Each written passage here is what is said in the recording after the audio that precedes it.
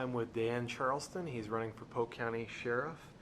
So, Dan, tell me, why did you decide to run against your boss of all people, to run for sheriff? Well, with some general life experience with the military and then working for the largest sheriff's office in the world, LA County Sheriff's Department, and Pomona Police Department out in Southern California, and then moving back home after the Rodney King riots and working here with Polk County Sheriffs, we've got something to compare to, and we're not missing them. We're missing the mark, basically. Okay. So what we're doing is I'm trying to take a lot of the issues that are on my website, charlestonforsheriff.com. I'm trying to deal with those throughout the campaign for the last year and a half and try to turn the sheriff's office in 180 degrees and make the citizens and the employees of the sheriff's office proud of their office again. Okay, how's the sheriff's department missing the mark currently? Well, budget is the biggest thing, and the illegal immigration is definitely not being dealt with. The restorative justice concepts are not being utilized. The staff ratio is one civil service supervisor to every 2.25 deputies, which is upside down. The national average is 1 to 10. Okay. So there's many different issues, but that's the main ones. What's currently being done for illegal immigration?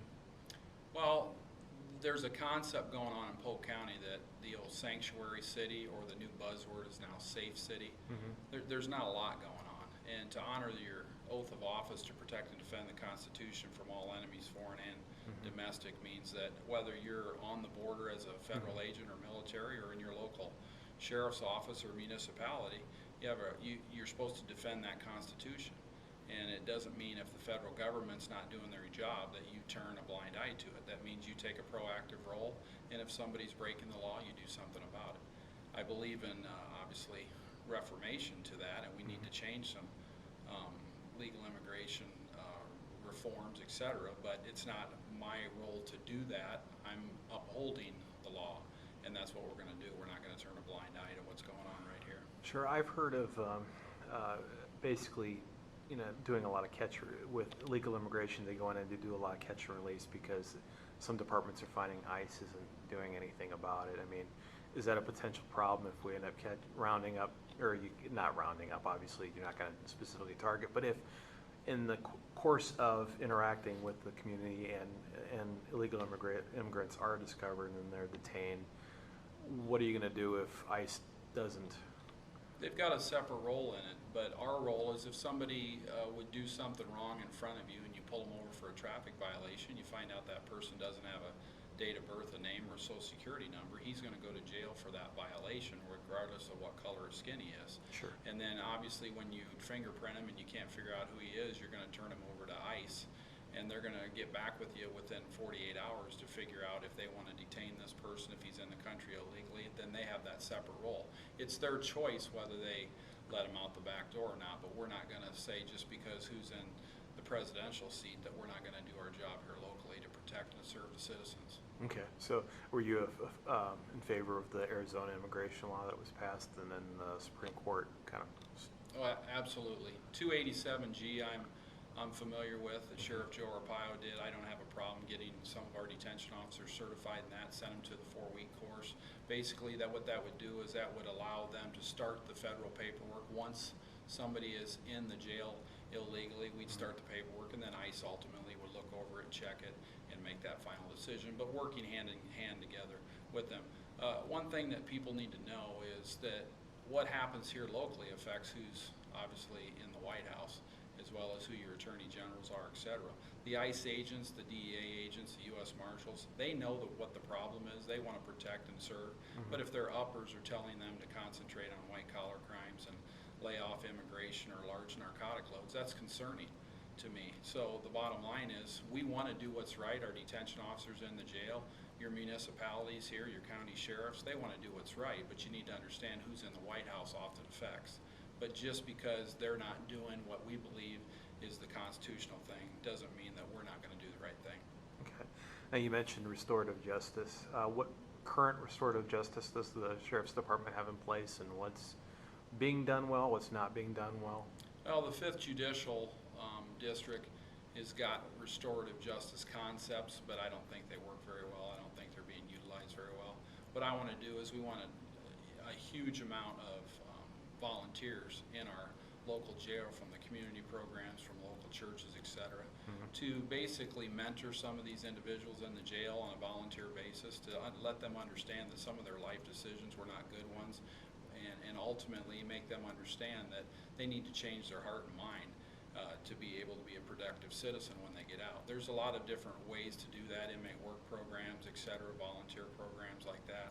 A lot of the programs in the jails that are court ordered, oftentimes these inmates have taken several times before, and it's a big game to them. I'm not into wasting taxpayers' monies for those. I want to do restorative justice concepts that are volunteer basis, that basically change the heads and hearts of these individuals. I saw one practice that was mentioned on your Facebook page today about, I can't remember the name of the program, but it's basically a voluntary arrest, or It's called self-arrest. Self-arrest, yes. Nationally, it's very popular. We've done it once here in years past, and we didn't have hardly anybody in there. But you have on average 5,000 outstanding warrants in Polk County, and it's been like that since I've been with the sheriff's office for the last 15 years. You don't have the manpower to go out and do everything about those. The bottom line is half of those warrants are financial in nature. We need to set up a volunteer program utilizing the federal government, the U.S. Marshals. They've done that in several large cities over the country, where people can come in that are currently working, have families. They just have a financial debt. That it's not a criminal debt. They have a financial debt that they need to get a payment plan set up, so they don't have to look over their shoulder every day they see a police officer go by, and they don't have to break their family up and get put in jail over it. And we can do that a couple times a year to help alleviate some of that financial stress and economically save some of the taxpayers' money. Okay. Let's see. Now, I've heard of you refer this race as the constitutional sheriff's race. What do you mean by that? I believe honoring the oath of office and honoring the Bill of Rights and the First Amendment, Second Amendment, 10th Amendment, Sixth Amendment, all the way down. One of the ways that I believe we're breaking it is the traffic cameras. That's the bottom line, is a Sixth Amendment issue. If you should have a right to face your accuser, I don't think that's happening with traffic cameras. I believe what's going on is because we have a budget issue, that basically we're trying to force the citizens to pay off our debt. And the bottom line is, I'm not into breaking constitutional amendments because we can't balance our debt. That's the bottom line. Okay. You answered a question I was going to ask you a little bit later. Good. I wanted to go back to the upside down issue with the supervisor ratio to deputy ratio. How did that? Why are we in that position? That just seems, from a management perspective, not knowing anything about law enforcement, really, that seems kind of asinine. There's that mentality that Sheriff Bill McCarthy brought from Des Moines, and it's grown since he's been in office for the last 4 years. He's promoted 22 supervisors and only hired 8 deputies. That's unacceptable. When you have a national average of 1 supervisor to 10 deputies, that's well within the national average. That's doable. You can effectively handle complaints, do their evaluation, scheduling, etc. By taking some of this ratio and reallocating these positions, then we can start neighborhood watch programs, community relations programs, increase our sex offender program. We can start a GET team, a gang enforcement team, an interdiction team to stop some of the large narcotic loads. We can do a lot if we utilize some of these concepts and do something with these upper managers that aren't doing a thing but managing themselves. And oftentimes, half of those 40 that are actual supervisors are not managing anybody. And there's a federal statute that basically says, as a supervisor, your role is to manage somebody, manage people. That's your job. So if you're just sitting behind a desk collecting $80,000 to $120,000 managing nobody, that would buy a lot of deputies' positions to better protect and serve the community and put assets where they're at and ultimately save money. Okay. I know Sheriff McCarthy kind of scoffed at the idea of having a huge drug issue within the county, especially since I think he mentioned that Des Moines isn't necessarily the main area of jurisdiction for the county sheriff's department. Your main focus is more of the rural, smaller towns surrounding Des Moines, since a lot of those communities don't have a police force. How would you respond to that? Well, he mocked the situation that we don't have gangs. Working in the largest sheriff's office in the world, Los Angeles Sheriff's Department, I understand that if you don't take a proactive role with narcotics and gangs, that it's going to overtake your community. And economically, it's going to drain your school system, your medical situation, and it's ultimately going to, you know, put gangbangers that shouldn't be here and narcotic loads off of 35 and 80 running right through the middle of your city and jeopardize the citizens. So you can say there's not, but if you've done this job for any length of time in the field and done the job, and you talk to any local police officers, it's not a Chicago or a Los Angeles yet, but there's gangs here. It's evidence to the tagging, some of the monikers, all the way out in Bondurant. In fact, there's a new gang out there called Brick Street. There's some Chicago guys that are right here in town.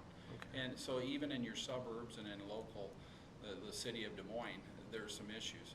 The highest law enforcement official in your particular county is the sheriff. That doesn't mean that you just have to deal with the unincorporated areas. You can supplement with other agencies and assist them to ultimately protect and serve the citizens and save taxpayers' money to assist them. Okay. Let's see. I know stand your ground was mentioned. It's a controversial issue in Iowa. It shouldn't be, but it is.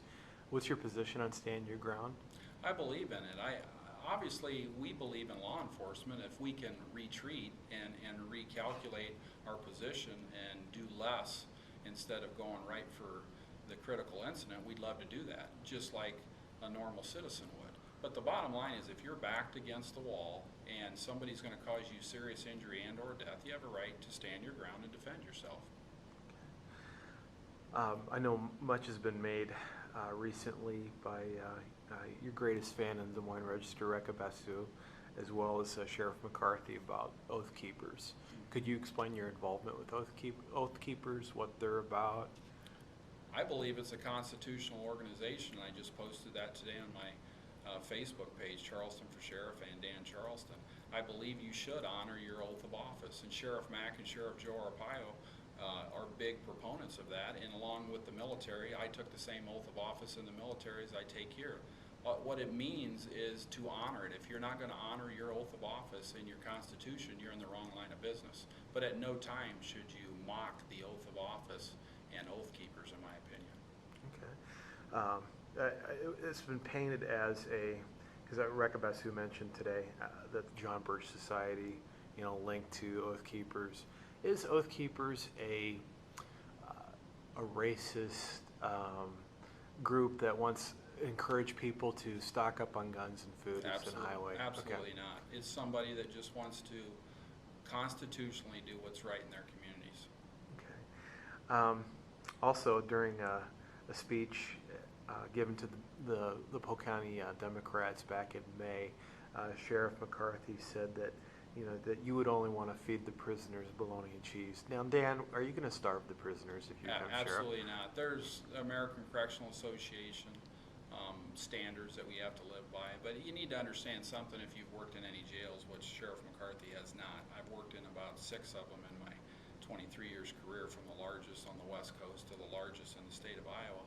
And you need to understand that when you're pushing commissary to these guys or store, and they're buying all this stuff and gambling it and running little games with it when they should be paying victims back, etc., and they're taking taxpayers' food that you and I give them and oftentimes throwing it away or selling it back and forth to each other. That's comical. The jail should not be a place where somebody says, yeah, I can go do 6 months in county jail standing on my head. So in reality, yeah, okay, Sheriff Joe Arpaio feeds them bologna and cheese sandwiches, and he gives them the right amount for their cleric intake. But we're not into being inhumane in the jail. That concept should be understood. I'm going to empathize with somebody. I'm not going to feel sorry for them. I'm going to put myself in their shoes, but I'm not going to make it a fun place to come, because we're not in the business of making money in corrections. We're in the business of restorative justice and changing people's heads and hearts and minds. Okay, outside of the food, what kind of other types of reforms you believe need to take place within the jail? Well, the morale is terrible. The staff issues down there, they're short too. The morale is the biggest thing by far in the whole sheriff's office. The other thing is there's a new drug treatment program that was politically put over from Fort Des Moines over to the west wing of the jail, which is a 500-bed wing that's completely open. and there's only 16 people in that. I have no problem with drug treatment programs, but the main thing is it shouldn't cost taxpayers any money, and oftentimes inmates take these because they know they can get a lighter sentence, or it's what the judge tells them to do. An effective drug treatment program is something that you take on the outside because you'd like to do it. It doesn't cost anybody money other than you or your family or anything. It's often done when you've reached your bottom. It's not a game that's played in the jail so you can go visit your buddy or go threaten a witness or say, hey, look at me, judge, I'm taking this program for the 10th time, so why don't you let me out on probation. And if you work in the jail at all, and the detention officers will tell you too, that these are oftentimes games that are being played, and they're wasting taxpayers' money to do it, and it shouldn't be happening. Okay. The west wing of the jail, it holds 500 people. It's not being staffed. The drug treatment program was, put in there as a front door. The fence system, the HVAC, the electrical, the roads was all modified taxpayers, at taxpayers' expense in a $70 million building, which we thought was done, but obviously when you come in there and spend that kind of money to modify it for 16 people, potentially 50 on a 500-bed wing, that's discouraging to me, and it should be discouraging to taxpayers. If you'd honor your oath of office and protect and defend the Constitution, the federal government pays $100 a day for U.S. Marshal or ICE or illegal immigrants, okay? And if you actually go out and do something about that, then they quit coming to your community, and the gangs slow down in your community, and they leave because they know you're going to lock them up. And if you do that in that west wing and fill that at $100 a day, you'd be surprised how much money you'd save each year, and then ultimately that jail would be paid off a lot earlier just by doing your job and honoring the Constitution. Okay. One last question. I'd want to then give you time for anything else you'd like to share that I haven't asked about. I used to work with juvenile offenders for several years, and one thing I noticed is that the Polk County Jail currently does not have bed space for juveniles who are charged as adults. For a while, they were bumping them out of county to Marshall County, taking them further away from the parents. Sometimes they're housing them still at Polk County Youth Services until they're sentenced. What could be done about that? I'm not even sure it probably is under your purview if you do win the election. But. Well, ultimately, the Board of Supervisors allows you to put the staff in that they basically give you the budget for. But if we're that top heavy, I think we can afford a few more detention officers to be able to house juveniles in here. The key thing is sight and sound has to be separate from the adult population. But do we need to be farming them out to Marshall County and paying somebody else, $40, $50 a day? Absolutely not. You can change that, and you can put them in a separate wing, a separate area. Yeah, they're few and far between, but I can't do anything about the fact that if somebody goes and assaults a cop and takes a car and runs from you, and you take them, and an hour later they're out of jail, I can't do anything about that. That's the way the law is written. Do I agree with it? Absolutely not. We oftentimes give juveniles 10 chances, and then when they're 18 years old, we lock them up for a nickel bag of weed for 6 months in the jail. That doesn't make any sense to me. But we can try to do something about it by bringing them back from out of county and reallocating some of the upper positions and purchasing some more detention officers to work with them right here. Since we as taxpayers paid a large amount of money for that jail, we need to utilize every bit of it. Okay. Anything else you'd like to share that I haven't asked? No, I appreciate the opportunity. A lot of good questions. Thank you very much. Very welcome.